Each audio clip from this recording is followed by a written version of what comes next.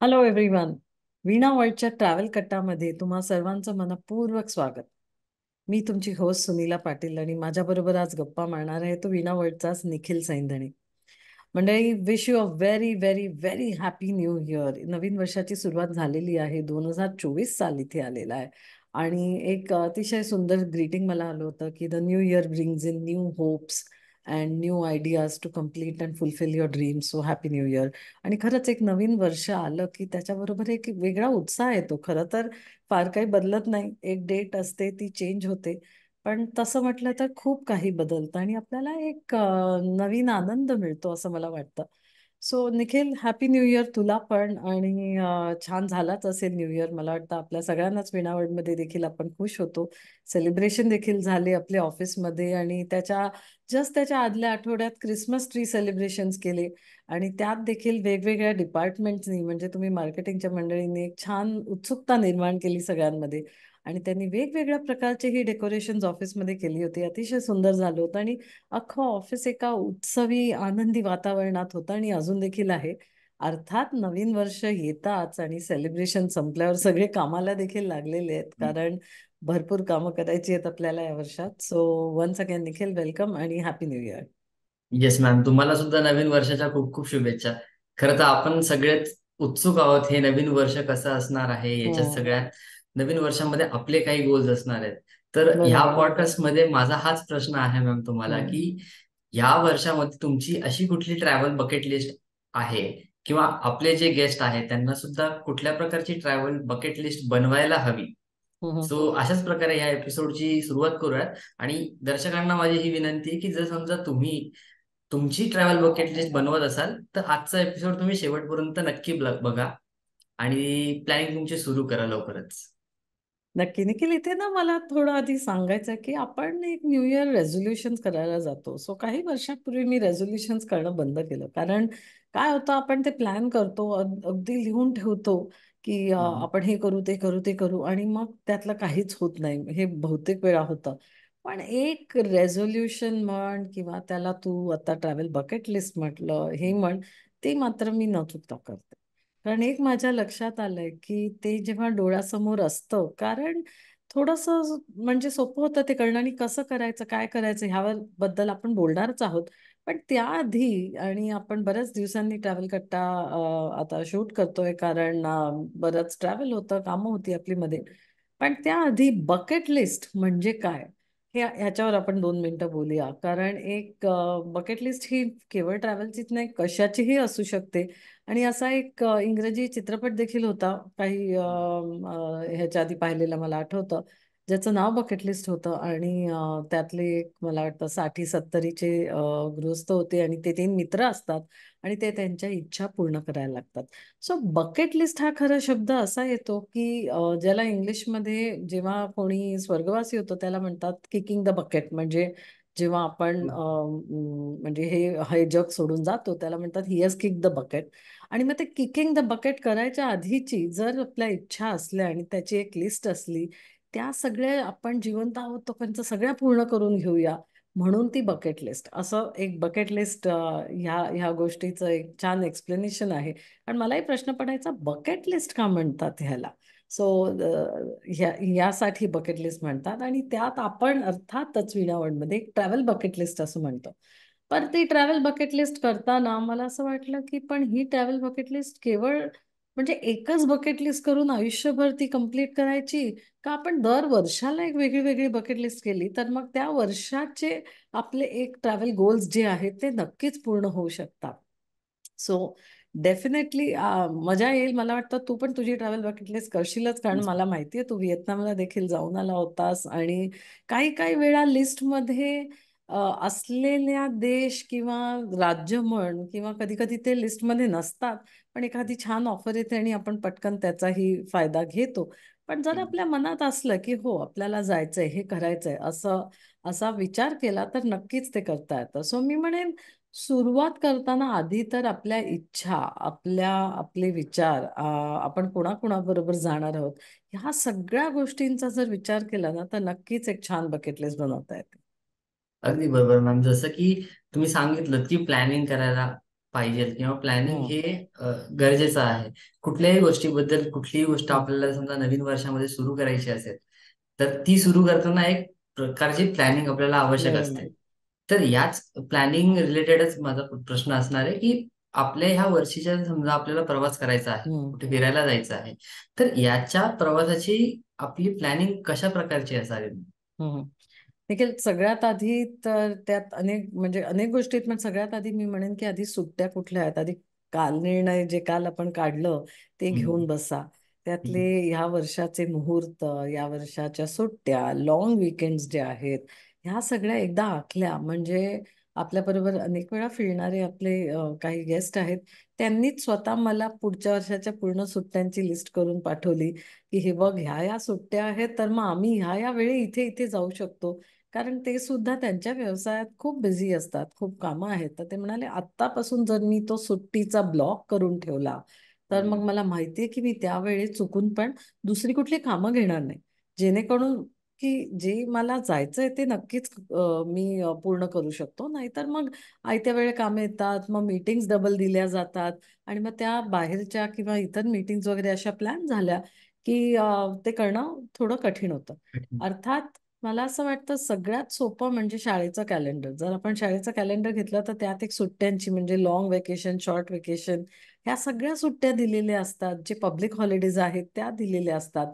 So आपण आपल्या व्यवसायातल्या, आपल्या मुलांच्या लिस्ट, आपल्या साथीदारांच्या लिस्ट, आपल्या स्पाऊसच्या लिस्ट ह्या जर सगळ्या बघितल्या आणि आपल्या घरातल्या सगळ्यांचे हॉलिडेज जर एकत्र केले की ओके, हे लिस्ट आहे, तर मी म्हणेन सगळ्यात आधी तर कॅलेंडर घ्या आणि आपल्या हॉलिडेज आखून काढा की हो, या वेळी मला एक मोठा हॉलिडे घेता येईल, अर्थात या दिवशी मला छोटा हॉलिडे घेता येईल आणि पुढच्या वर्षी इलेक्शन्स देखील आहेत. सो ते देखील एक धरून आपण एक आधी तर डेट्स फायनल करणं. आता काही लोकांना स्पोर्ट्स किंवा इतर ठिकाणी जायला बघायला आवडतं, जसं विम्बल्डन आहे किंवा इतर टेनिसच्या म्हणजे स्पर्धा असतात ज्या जगभरात, US ओपन आहेत, ऑस्ट्रेलियन ओपन आहेत, किंवा काही लोकांना ग्रँड प्री मध्ये खूप इंटरेस्ट असतो. सो मोटर कार रेसिंग जे आहेत, तर ते सिंगापूरला होतं, ते नाईट ग्रँड प्री होतं अर्थात. सो ह्या जर डेट्स जर ह्याच्यासाठी जायचं असेल तर अर्थात त्याची तिकीट्स वगैरे खूप आधी बुक करावी लागतात. सो बरोबर. त्याच्या डेट्स धरून मग अर्थातच आपोआपच आपला हॉलिडे प्लॅन होतो. पण मी म्हणेन सर्वात आधी तर सुट्ट्या लिहून काढा की ओके, हा माझा लॉंग ब्रेक आहे आणि हा माझा शॉर्ट ब्रेक आहे. हा वीकेंड आहे म्हणजे पहिलाच वीकेंड येतोय जानेवारीचा 26 तारखेला, मला वाटतं शुक्रवार आहे. सो शुक्रवार, शनिवार, रविवार हा अतिशय छान एक, आणि अर्थातच सगळीकडे म्हणजे गर्दी खूप होते. सो जेवढ्या लवकर मग आपण प्लॅनिंग करू आणि जेवढ्या लवकर, तर हे लिहिलेलं असलं की ते नक्कीच करता येईल. मग त्यानंतर होळी येईल आणि इतर सुट्ट्या देखील येतील. सो अशाप्रमाणे आधी आपण आपलं कॅलेंडर तयार करावं की ह्या सुट्ट्या आहेत, ह्या ठिकाणी मी इथे जाईन. Yes ma'am. पण जर समजा मला प्रत्येक महिन्याला कुठे ना कुठेतरी फिरायचं असेल किंवा हम्म. महिन्यांनुसार मला जर समजा त्याची प्लॅनिंग करायची असेल, हम्म. तर ती कशा प्रकारे करावी? किंवा आपण जेव्हा फिरतो तेव्हा वेगवेगळ्या आपल्याला ऋतू बघायला मिळतात. हम्म. तर ऋतूंच्या अकॉर्डिंगली आपली प्लॅनिंग कशी हम्म. असायला हवी त्याबद्दल पण थोडं सांगायला. वा निखिल, कल्पनाच किती छान आहे की आपण दर महिन्याला एक जर सुट्टी घेतली किंवा एक हॉलिडे घेतला तर आपलं या वर्षात 12 ट्रिप होऊ शकतात. आणि खरंच प्लॅनिंग केलं तर हे देखील शक्य आहे, कारण काही लॉंग विकेंड्स आहेत, काही लॉंग हॉलिडेज घेता येतील, जशी उन्हाळ्याची सुट्टी येईल तसा. सो त्या प्रकारे आपण हे करू शकतो. सो डेफिनेटली आपण दर महिन्यात कुठे ना कुठे जाऊ शकतो. तुझा दुसरा त्यालाच जोडून प्रश्न असा होता की मग कुठले ऋतू आणि कसे अनुभव घ्यावेत. सो एक मी म्हणेन जर नॉर्थ हेमिस्फिअर आणि साऊथ हेमिस्फिअर ह्या दोन गोष्टी आपण धरल्या म्हणजे आपण नॉर्थ हेमिस्फिअरमध्ये आहोत आणि तिथे आत्ता हिवाळा सुरू आहे. म्हणजे आपण जर बघितलं तर अमेरिका, युरोप, एशिया, भारत ह्या सगळ्या ठिकाणी आत्ता आपला हिवाळा सुरू आहे आणि we will go into winter. So जे विंटर हॉलिडेजची जी मजा घ्यायची असेल, बर्फात खेळायचं असेल, स्कीइंग करायचं असेल, भरपूर बर्फ बघायचा असेल, म्हणजे जे भारताच्या उत्तरेकडे पण आपल्याला काश्मीर, हिमाचल, उत्तराखंड वगैरे इथे दिसतं. तसंच युरोपमध्ये पण आत्ता तो सीझन आहे. आत्ता अर्थात नॉर्दर्न लाईट्सचाही सीझन आहे, कारण अंधारात जास्त छान हे नॉर्दर्न लाईट्स दिसतात. सो त्या सगळ्यासाठी हा आत्ताचा सीझन एकदम बेस्ट राहील, कारण ज्यांना पण विंटर हॉलिडे हवाय तर आणि आता मी पाहते की दिवसेंदिवस भारतीय लोकांना देखील थंडीची अशी भीती नाही वाटत, की चला आपण मजा करूया आणि त्या थंडीत अजून देखील, कारण जे आपल्याला अनुभवायला मिळत नाही मुंबईत किंवा पुण्यात किंवा महाराष्ट्रात, ते आपण इतर ठिकाणी जाऊन बघूया. सो बर्फ हे जर अट्रॅक्शन असेल तर जानेवारी, फेब्रुवारी, मार्च हा बेस्ट सीझन आहे त्याच्यासाठी. आणि डेफिनेटली आपण जाऊ शकतो. अर्थात भारतात सगळीकडेच आत्ता हवामान छान असतं. सो केरळ म्हण, कन्याकुमारी, कुठेही भारतात जा, जानेवारी ते मार्च हवामान हे परफेक्टच राहणार आहे. पण मुख्यतः हा सीझन हा बर्फासाठी आणि स्नो स्पोर्ट्स आणि स्नो आणि स्कीइंग हॉलिडेज, नॉर्दर्न लाईट्स या सगळ्यासाठी आत्ता छान असतो. त्या उलट जर कोणाला गरमीत म्हणजे थंडी नको वाटत असेल, तर आत्ताच्या सीझनमध्ये सदर्न हेमिस्फिअर म्हणजे ऑस्ट्रेलिया, साऊथ अमेरिका आणि आफ्रिका इथे गेलं तर त्यांचे ऋतू हे उलट असतात नॉर्थ हेमिस्फिअरच्या. त्यामुळे तिथे आता उन्हाळा आहे. सो डेफिनेटली जर कोणाला असं वाटत असेल नको बाबा थंडी, पण मला एक छान 2 आठवडे मिळतात आता आणि मला थोडं छान हवामानात फिरायचं आहे, मला बीचवर जायचंय, मला एक पाण्यात फिरायचंय, आयलंड हॉलिडे करायचं आहे, किंवा खूप गरम कपडे नाही न्यायचे आहेत, तर मग डेफिनेटली ऑस्ट्रेलिया, न्यूझीलंड, आफ्रिका आणि साऊथ अमेरिका हे आत्ता फिरण्यासाठी समरसाठी एकदम परफेक्ट सीझन्स राहतील. सो अशा प्रकारेच वर्षभरात जर आपल्याला नॉर्थ हेमिस्फिअरमध्ये एक सीझन मिळत असेल तर साऊथमध्ये त्याच्या उलट आपल्याला सीझन्स मिळत जातात. सो असं म्हटलं तर आपण हवं तिथे हवं ते हवामान कधीही वर्षभरात अनुभवू शकतो आपल्या हॉलिडेवर. मग येतो तो स्प्रिंग सीझन, जेव्हा चेरी ब्लॉसमचा सीझन आपण म्हणू एका अर्थाने. ट्युलिप सीझन येतो. सो युरोपमध्ये ट्युलिप्स बघायला एक मार्च, एप्रिल, मे हे चांगले महिने आहेत. त्याचबरोबर काश्मीरमध्ये देखील आपले ट्युलिप्स आता दिसायला लागतील. आणि ते सुद्धा म्हणजे एक थंडी गेली की फुलांनी पूर्ण बहरून जातं सगळं जग, आणि स्प्रिंग सीझन ज्याला आपण म्हणतो तेव्हा आपण ह्या सगळ्या ठिकाणी फिरू शकतो. तसं ऍक्च्युली निखिल, वॉशिंग्टन DC मध्ये देखील मी खूप सुंदर चेरी ब्लॉसम्स पाहिले होते, कारण जपाननी त्या अमेरिकेला हे गिफ्ट दिले होते. आणि वॉशिंग्टन DC मध्ये ह्या सगळी झाडं लागली आहेत आणि इतकी सुंदर दिसतात की जर आपण एप्रिलच्या महिन्यात वगैरे अमेरिकेची ट्रिप घेतली, एप्रिल मे, पण मे सुद्धा, तर अतिशय सुंदर हा नजारा आपल्याला तिथे पाहायला मिळतो. मग त्यानंतर अर्थातच आपला उन्हाळ्याचा म्हणजे आपल्या सुट्ट्यांचा सीझन येतो, एप्रिल, मे, जून. तेव्हा जगभरातच स्प्रिंग सीझन सुरू असतो. त्यामुळे तुम्ही कुठेही जा, हवामान छानच मिळेल आणि वेदर देखील छान मिळेल. भारतात मात्र आपण फिरणार असाल तर थोडी गरमी असू शकते, पण आपल्या सुट्टीचा सीझन आहे, तो नक्कीच ह्याचं बुकिंग लवकर केलं तर तो आपल्याला हवं तसं आपला हॉलिडे मिळू शकतो. त्यानंतर पावसाळा येतो आपल्याकडे आणि इतर जगात उन्हाळा येतो. सो जून ते ऑगस्ट, जून, जुलै, ऑगस्ट हा नॉर्दर्न हेमिस्फिअरसाठी उन्हाळ्याचा मोसम आहे. पण अर्थात त्यांचा उन्हाळा आणि आपला उन्हाळा हे त्याच्यामध्ये याचं वेगवेगळे आहेत. काही अगदीच वेगळं आहे. सो आपल्याला तेव्हा सुद्धा एखादं लाईट जॅकेट घेऊन आपण आरामात हा प्रवास करू शकतो. आणि त्यानंतर येतो हा माझा सर्वात आवडता सीझन म्हणजे सर्वात आवडता ऋतू, आणि तो आहे autumn colours. So autumn season मध्ये म्हणजे ज्याला फॉल देखील म्हणतात, आणि ह्याच्याबद्दल देखील आपण बोललो आधी की फॉल का म्हणतात, कारण पानझड होते, पानं गळतात झाडावरची, आणि ती एका सुंदर लाल, पिवळ्या आणि म्हणजे तपकिरी रंगांचे जे कलर्स दिसतात हे येस. खूपच सुंदर आहेत. आणि त्यावेळी प्रवास करण्याला कमी गर्दी सुद्धा असते.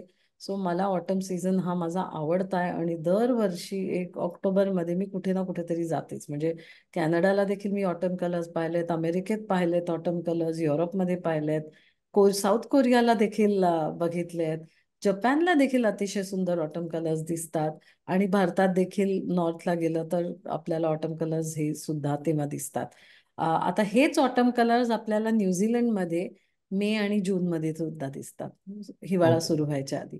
सो मी म्हटलं तसं आपण वर्षभरात ना आपल्या इच्छा आणि आपले डेट्स हे जर घेऊन बसलो तर हवं ते आपण हा अनुभव घेऊ शकतो. आणि ऑटम संपेपर्यंत परत हिवाळा येतोच.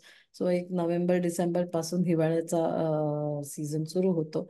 अर्थातच सदर्न हेमिस्फिअर मध्ये अगदी ह्याच्या उलट दिसतं. सो आत्ता त्यांचा उन्हाळा आहे ह्याच्यानंतर ते ऑटम कलर्सकडे जातील मे जून मध्ये, एप्रिल मे जून मध्ये. त्यानंतर हिवाळ्याकडे जातील जून जुलै, आणि स्कीइंग करायचं असेल जुलैमध्ये. किंवा जसं अनेक लोकांनी आपल्याबरोबर ऑस्ट्रेलियाला बर्फ अनुभवला, म्हणजे हम्म. एक पॅन्डेमिक जस्ट संपलं होतं आणि ऑस्ट्रेलिया सुरू झालं, तेव्हा माउंट बुलरला अनेक विणावळच्या पर्यटकांनी बर्फाचा अनुभव घेतला ऑस्ट्रेलियामध्ये, तो जुलैमध्ये. आणि मग त्यानंतर परत त्यांचा उन्हाळा येणार. सो अशा प्रकारे नॉर्थ आणि साऊथ हेमिस्फिअरमध्ये देखील ऋतू बदलत असतात. आणि दर महिन्यात आपण काही ना काहीतरी वेगळा अनुभव हा घेऊ शकतो, आणि जगाच्या कुठल्याही कोपऱ्यात तो घेऊ शकतो. अगदी बरोबर. मला मंडळींना सांगायला आवडेल की जर समजा तुम्हाला ऑटम ट्रॅव्हल बद्दल किंवा म्हणतो ना ऑटम ऋतूबद्दल पूर्ण आपला एपिसोड ऐकायचा असेल तर त्याची लिंक आम्ही डिस्क्रिप्शन मध्ये देतोय, जिथे हम्म. आम्ही ऑटम ऋतू स्पेसिफिक सगळ्या गोष्टी बोलतोय. आणि ती लिंक तुम्हाला इथे डिस्क्रिप्शन मध्ये मिळून जाईल. खरं तर लवकर प्लॅनिंग करून घेण्याचे काय काय आणि किती चांगले फायदे आहेत हे सुनीला मॅमने आत्ताच आपल्या सगळ्यांना सांगितलेत. आणि ह्या सगळ्या गोष्टींमुळे तुम्ही तुमचं वर्षभराचा प्रवास अगदी व्यवस्थित आणि अगदी सुखकर करू शकतात. तर ह्या ज्या सगळ्या टिप्स आहेत, ह्या सगळ्या टिप्स तुम्हाला विनावडच्या कुठल्याही सोशल मीडिया चॅनलवर सुद्धा मिळतील की कुठले कुठले नवीन डेस्टिनेशन आहेत, प्रत्येक सीझन वाईज कुठले कुठले डेस्टिनेशन येत असतात. तर या रिलेटेड तुम्ही आपले जे सगळे सोशल मीडिया प्लॅटफॉर्म आहेत त्यांना सुद्धा तुम्ही सबस्क्राईब करा आणि तिथे सुद्धा तुमची फॉलो करून तुम्ही तिथले कॉन्टेंट बघू शकतात. तर मॅम जसं तुम्ही ह्या कॉन्व्हर्सेशन मध्ये सांगतायत की आपलं प्लॅनिंग किती इम्पॉर्टंट आहे, हम्म. आणि 12 महिन्यांमध्ये 12 देश सुद्धा होऊ शकतात किंवा 12 ठिकाणी जाऊ नक्कीच. शकतो. तर एकच मला प्रश्न अचानक असा उद्भवतोय की अ, प्रत्येकाचे ट्रॅव्हल गोल्स असतात. लाईक प्रत्येकानी हम्म. 25 कंट्रीज कम्प्लीट करायच्या आहेत, काहींना 50 कंट्री कम्प्लीट करायच्या आहे, असे प्रत्येकाचे एक ट्रॅव्हल गोल्स असतात. पण माझा एक असा प्रश्न आहे की मी जर समजा प्लॅनिंग करून एका वर्षभरात मी साधारण 15 देश फिरू शकतो का? की म्हणजे प्रत्येकाची हम्म. इच्छा असते की अंदाजे 10, 12 किंवा 15 देश असं मी असं फिरू शकतो का? तर काय सांगाल नक्कीच, याबद्दल? नक्कीच फिरू शकतो. पण तुझ्या या प्रश्नाकडे यायच्या आधी निखिल, मला हे सांगायचं की लवकर प्लॅनिंगचे अनेक फायदे असतात, आणि मग त्याच्यात आपल्याला हवा तसा हवा त्या ठिकाणी जायचा म्हणजे अनुभव घेता येतो, हे तर आहेच. पण त्याचबरोबर जर आपल्याला म्हणजे फॉरेनला जायचं असेल, जर आपल्याला परदेश प्रवास करायचा असेल, तर विजासाठी देखील जेवढ्या लवकर आपण ठरवू तेवढ्या लवकर मग आपल्या हातात वेळ असतो की त्या विजा प्रोसेसिंगसाठी. आणि नक्कीच मग सगळे त्याची तयारी करणं, त्याची अपॉइंटमेंट मिळणं, हे सगळं केलं की मग आपल्याला हवा तसा तो विजाही देखील अप्लाय करून घेता येतो. सो हा एक सगळ्यात मोठा फायदा आहे. त्याचबरोबर भारतात सुद्धा आपण पाहिलं तर विमान प्रवासाचे दर इतके वाढतात इतक्या पटकन, की एखादं डेस्टिनेशन फुल झालं किंवा एखादा लॉंग हॉलिडे असला तर तिथे हम्म. देखील एअरफेअर्स खूप पटकन वाढतात. सो त्यासाठी देखील लवकर प्लॅनिंग केलं तर मग त्याच एअरफेअरसाठी, म्हणजे आता आम्ही बघत होतो तर फुकेटसाठी जॅन एंडला काही दिवसांपूर्वी 50,000ला एअर तिकीट होतं, ते आज 80,000 झाले.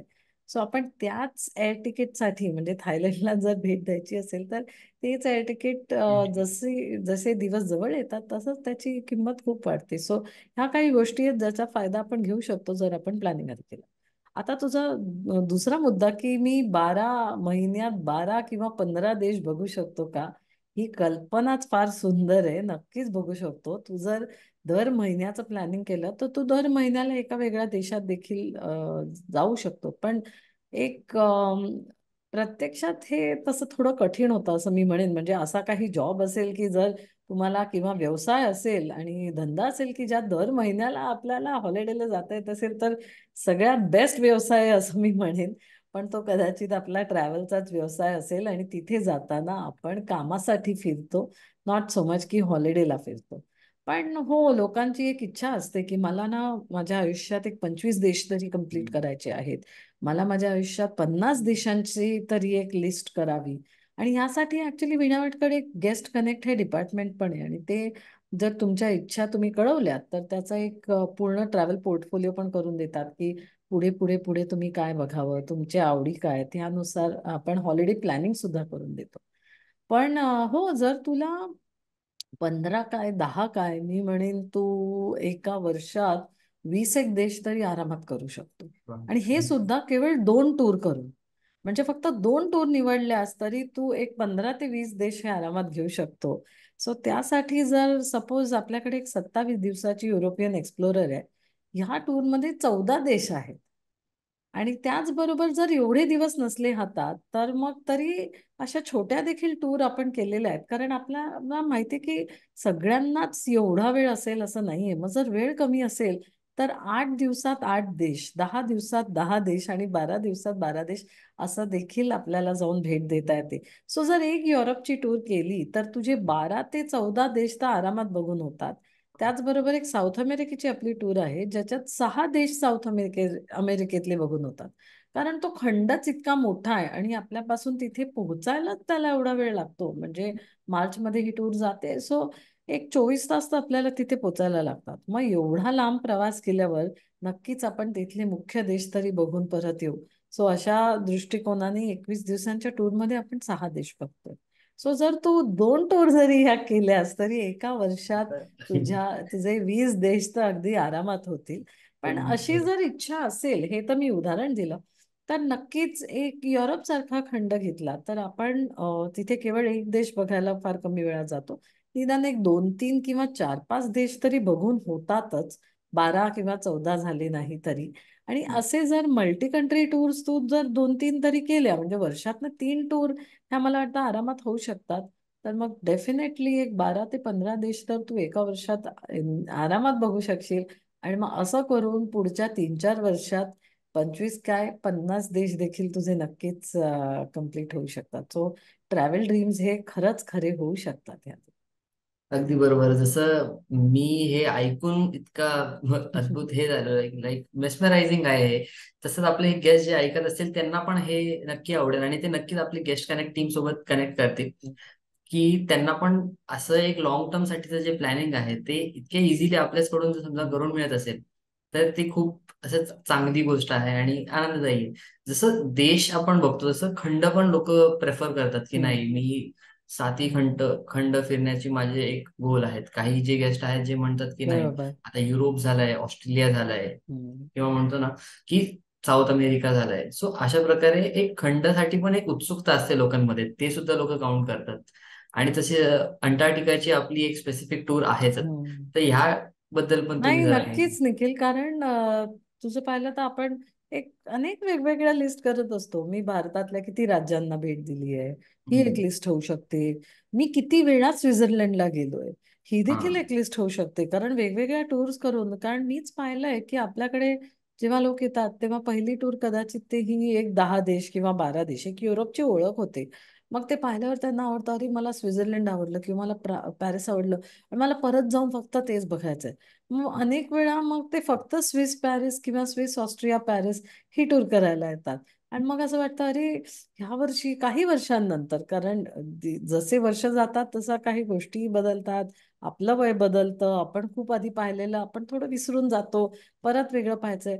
मग तसं करून परत नुसतं स्वित्झर्लंडची टूर पण आहे जी आपण लोकांना दाखवतो आणि ते केवळ स्वित्झर्लंड फिरायला पण येतात. सो असंही होतं. त्याचबरोबर आपण 7ही खंडांना भेट दिलीये का, निदान 5 खंडांना भेट दिलीये का, 6 खंडांना भेट दिलीये का, असंही होतं. आणि 7th कॉन्टिनेंट जे आपण म्हणतो ते अंटार्क्टिका. आणि यावर्षी तर फेब्रुवारीत आपल्या 2 टूर जात आहेत, तिथे 2 क्रूज आहेत आणि तिथे जायचा सगळ्यात चांगला मार्ग म्हणजे क्रुजच आहेत. अर्थात सो ज्या आईस ब्रेकर क्रुजेस असतात, ज्या एक्सपिडिशन शिप्स म्हणतो, ह्या जातात. आणि जे जे आता तर तिथे बराच कॉन्झर्वेशन आणि ह्याच्या म्हणजे प्रयत्न सुरू आहेत. त्याच्यामुळे काही लिमिटेशन्स आहेत की किती लोक एका वेळी तिथे जाऊ शकतात. सो ह्याचं बुकिंग नक्कीच लवकर करावं लागतं. पण ते एक अद्भुत असा अनुभव आहे तो. आणि खरंच मी स्वतःला म्हणजे लकी समजते की मला हा घेता आला. काही वर्षांपूर्वी जेव्हा मी गेले होते अंटार्क्टिकाला, तेव्हा एक ते शब्दात सांगणं थोडं कठीण आहे. पण खरंच अद्भुत हा एकच शब्द माझ्याकडे येतो. कारण एक तिथलं बर्फ, तिथे राहणारे सायंटिस्ट, ते कसे तिथे राहून शोध करतायत आणि म्हणजे ह्या पृथ्वीबद्दल देखील अनेक प्रश्नांची उत्तरं आपल्याला तिथून मिळत आहेत.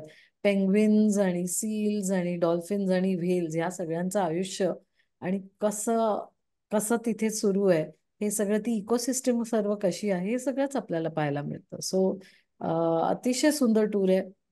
आणि डेफिनेटली जर सातही खंड बघायचे असतील तर कधी ना कधी अंटार्क्टिकाला जायचा विचार हा करावाच. यात मी एकच म्हणेन की खूप वेळा ना आपण विचार करतो की आपण नंतर बघू, 75 झाली की मग बघू, मग आता आपण हे करू. पण असं करू नये. जर अंटार्क्टिका कधीही बघायचीचा विचार असेल तर जेवढ्या लवकर आपण बघू तेवढी आपली एनर्जी देखील चांगली असते. आपल्याला तिथे बर्फाचे गमबूट्स आणि इतर गोष्टी घालून फिरता येतं. सो हे सगळं जर आपण जेवढं स्वतःला फिट ठेवू तेवढं जास्त छान हे पाहता येतं. सो डेफिनेटली जर इच्छा असेल आणि ह्यासाठीच प्लॅनिंग करावं, ह्यासाठीच लिस्ट कराव्या, कारण ह्या टूर्स लांबच्या असतात आणि अर्थातच बजेटिंग पण करावं लागतं. सो एक मला वाटतं लिस्ट असावी की मला आयुष्यात काय काय पाहायचंय, म्हणजे एक पूर्ण बकेट लिस्ट. आणि मग त्याचं दरवर्षीचे प्लॅन्स हे जर केले, सब प्लॅन्स आपण म्हणतो, तर मग नक्कीच एक टिक मार्क करायला मजा येते की अरे वा, हे आपण हे ठरवलं पण आणि हे झालं. असं नक्कीच करताय. येस, जसं तुम्ही सांगताय की टूर्स वर आपण जातो, फिरतो, देश विदेशाची सफर करतो, तर यासोबत आपला एक मेन गोष्ट आहे ती म्हणजे आपली फॅमिली. खरं तर हम्म. आपल्या खूप अपेक्षा असतात की आपल्या घरच्यांना आपल्याला फिरवायचं असतं, त्यांना सुद्धा जग दाखवायचं असतं. काही जी लोक असतात त्यांना त्यांच्या मुलांना एक स्पेसिफिक ऍडव्हेंचरला पाठवायचं हम्म. असतं. काही लोक असतात ज्यांचं म्हणजे स्वप्न असतं की मला माझ्या मित्रांसोबत ना एक मस्त रोड ट्रिप करायची आहे. हम्म. भले मग ती रोड ट्रिप भारतामध्ये असो किंवा भारताच्या बाहेर असो. तसे हम्म. वेगवेगळे असे जे आपले एज ग्रुप्स आहेत, त्या एज ग्रुप्सला वेगवेगळ्या स्पेसिफिक टूर्स आपल्याकडे आहेत. तर त्याबद्दल पण जरा सांगा की कशा हम्म. प्लॅन कराव्या या सगळ्या टूर्स. बरोबर. सो मी म्हणेन सगळ्यात आधी येते फॅमिली. आणि फॅमिली बरोबरची आपली जी टूर आहे ती त्याच्या डेट, जर मुलं लहान असली तर अर्थातच त्यांच्या हॉलिडेजनी ठरतात. सो सगळ्यात आधी त्या डेट घ्याव्या. त्यांना काय आवडतं ह्याचाही विचार करावा. कारण आपण म्हणू की आपण त्यांना कदाचित इजिप्तला घेऊन जाऊ, पण तिथे जर हिस्ट्रीमध्ये त्यांचा फार इंटरेस्ट नसेल तर मग त्यांना त्याऐवजी आपण दुबई, अबुधाबी अशी एखादी टूर करावी का? आत्ताही करू आणि थोडी मुलं मोठी झाल्यावर मग त्यांना इतर ठिकाणी नेऊ, जिथे त्यांना इतिहास आणि एक संस्कृती आणि इतर ह्या गोष्टी देखील ह्या अप्रिशिएट करता येतील. सो असा जर विचार केलास तू तर सगळ्यात आधी आपल्या फॅमिलीला हॉलिडेमध्ये काय करायचंय, म्हणजे आपल्याला जाऊन केवळ धमाल हवी आहे की थोडा इतिहास, भूगोल ह्याचाही आनंद घ्यायचा, एक वेगळ्या संस्कृतीचा आनंद घ्यायचा आहे का?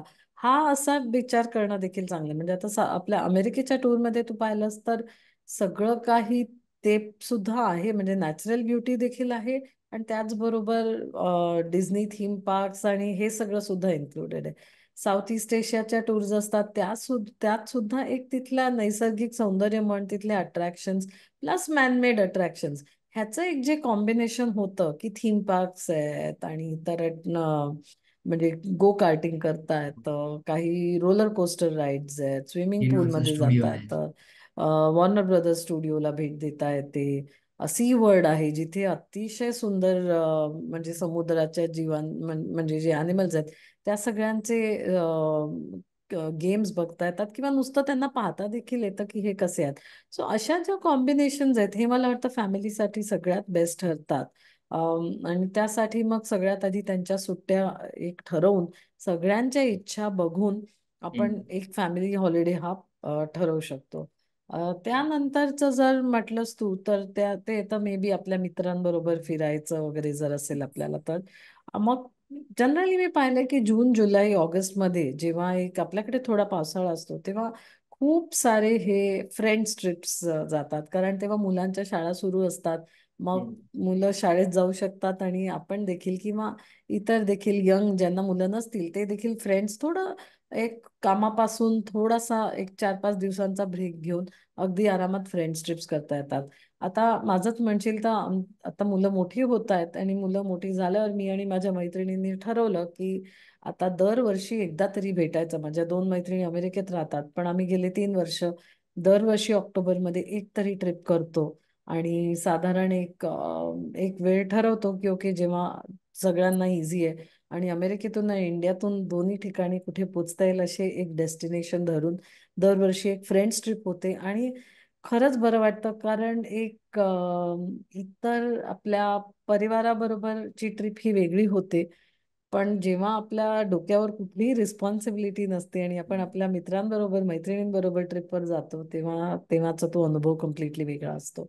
आणि जे युवा असतात, म्हणजे युथ, यंग अडल्ट आपण ज्यांना म्हणतो, त्यांना ना एक थोडं टूर मधून किंवा त्यांच्या हॉलिडे मधून एक्सपेक्टेशन वेगळ्या असतात. त्यांना थोडं ऍडव्हेंचर पाहिजे असतं.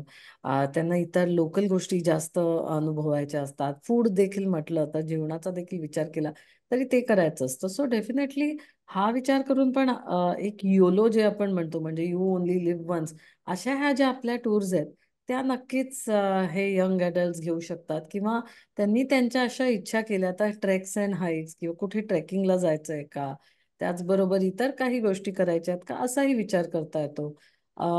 मी मी तर बघते की काही वर्षांपासून आपल्याकडे जी आपली माईसची टीम आहे, म्हणजे इन्सेंटिव्ह जी बिझनेस मीटिंग्स असतात, त्यांचं देखील असं एक अॅन्युअल प्लॅनर होत चाललंय की आम्हाला आमच्या लोकांना इतक्या इतक्या या सुट्ट्या आहेत किंवा आमचा हा सीझन आता संपतो, ॲग्रिकल्चरच्या एखादी कंपनी म्हटले तर, का बाबा हे झालं की ह्या वेळेला त्यांना आम्हाला कुठे ना कुठे न्यायचंय. सो मग ते 100, 200, 300 जण असतील, पूर्ण भारतातून येणारे असतील.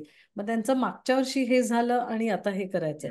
सो हा देखील त्यातला एक भाग आहे की आपण आतापर्यंत काय काय अनुभव घेतले, कुठले देश बघितले, कुठली राज्य बघितली, कुठली ठिकाणं बघितली, आणि पुढे आपल्याला कुठले अनुभव घ्यायचे आहेत, आपल्याला काय पाहायचंय. मग त्यात मे बी असंही ठरवता येईल, जसं मी एक ठरवते माझी बकेट लिस्ट करताना, की मला निदान 3 नवीन ठिकाणं जायचं. म्हणजे कधी कधी काय होतं, आपल्याला एखादी गोष्ट आवडते आणि आपण तिथेच परत परत जातो. पण बरोबर. तिथे जाण्याबरोबरच किंवा कामासाठी आपण तिथे जात असतो. जसं दरवर्षी एक लंडनला आपलं वर्ल्ड ट्रॅव्हल मार्टमध्ये एक एक्झिबिशन असतं, त्यामुळे दरवर्षी लंडनला जाणं हे होतंच माझं. पण त्या बिझनेस ट्रिप बरोबर मग मी ठरवते की वर्षात ना निदान 3 नवीन ठिकाणं तरी मला बघायचीच आहेत. आणि मग ती जर आधी मी ठरवून ठेवली की ती आपोआप हे करता येतात. जसं समहाऊ मी महेश्वरला कधीच नाही गेले आजपर्यंत. सो मग आता मी माझ्या आईला आणि मुलीला घेऊन मार्चमध्ये महेश्वर मांडू हा एक छोटीशी भारतातली पहिली ट्रिप करून येते. सो ती एकदा डेट टाकून त्याचे एअर तिकीट बुक झाले की मग माझा जीव शांत असतो की चला एक ट्रिप प्लॅन झाली. आणि नाहीतर कधी कामाच्या ह्याच्यात ओघात जॅन फेब मार्च उलगडून जातो तेही कळत नाही आणि ती ट्रिप तशीच राहते. सो अशा अगदी प्रकारे डिपेंडिंग की आपल्याला काय करायचंय, कोणाबरोबर आपण फिरतोय, कुठे आहोत, असे वेगवेगळे ट्रिप्स आपण नक्कीच प्लॅन करू शकतो. अगदी बरोबर आहे. आजचा हा एपिसोड ऐकून आपले सगळे गेस्ट असतील, सगळे व्ह्युअर्स असतील, काही जे लिस्नर्स असतील, सगळ्यांना एक आयडिया ही नक्की येणार आहे की तुम्ही वर्षभर कुठेही फिरू शकतात, कधीही फिरू शकतात आणि कुठल्याही एज ग्रुप सोबत, म्हणजे फॅमिली सोबत असू द्यात किंवा तुमच्या फ्रेंड सोबत असू द्यात, तुम्ही हे जग एक्सप्लोर करू शकतात. तर आता या पॉडकास्टच्या शेवटाकडे आपण आलोय आणि जसं हा पॉडकास्ट एंड होतो, तसं एंडला ऍज अ एंड नोट म्हणून मॅम तुम्हाला काही सांगायला आवडेल का? मी म्हणेन आधी तो पेन आणि पेपर किंवा तुमचा फोन घ्या आणि ती लिस्ट बनवायला लागा, कारण आज ती प्लॅन केल्याशिवाय ते प्रत्यक्षात आणणं हे कठीण होतं. आणि त्यातून जर हवं असेल तर नक्कीच विनवर्डला अप्रोच करा. आपली टीम आहेच ही तुमची तुमची ट्रॅव्हल पोर्टफोलिओ आणि तुमची ट्रॅव्हल बकेट लिस्ट करून द्यायला, म्हणजे त्यापेक्षा जास्त आनंद आम्हाला कशातच येणार नाही. अर्थातच पुढच्या पॉडकास्टमध्ये आपण वेगवेगळ्या एकेका देशाबद्दल, एकेका राज्याबद्दल, एखाद्या अट्रॅक्शन बद्दल बोलणार आहोतच. पण हा नवीन वर्षाचा पहिला पॉडकास्ट होता म्हणून आपण एक जनरल ट्रॅव्हल बकेट लिस्ट आपली कशी प्लॅन करावी ह्याचा विचार केला. सो नक्कीच आत्ताच ते पेन आणि पेपर घ्या आणि लिहायला लागा आणि नक्कीच आम्हाला कळवा. माझं ईमेल आहे sunila@veena.com. तिथे तुम्ही नक्कीच तुमचा प्रतिसाद पाठवू शकता. अगदी बरोबर मंडळी. आणि जर समजा तुम्हाला अजून कुठल्या विषयांवर हे पॉडकास्ट ऐकायला आवडतील, ते विषय सुद्धा आम्हाला कमेंट्स मध्ये नक्की कळवा. आम्ही त्यावर सुद्धा इंटरेस्टिंग सगळ्या फॅक्ट्स आणि सगळे फिगर्स घेऊन तुमच्या समोर या ट्रॅव्हल कट्टामध्ये नक्कीच घेऊन येऊ. तर ऐकत राहा मंडळी, विना वर्ल्डचा ट्रॅव्हल कट्टा. So bye bye. Bye bye.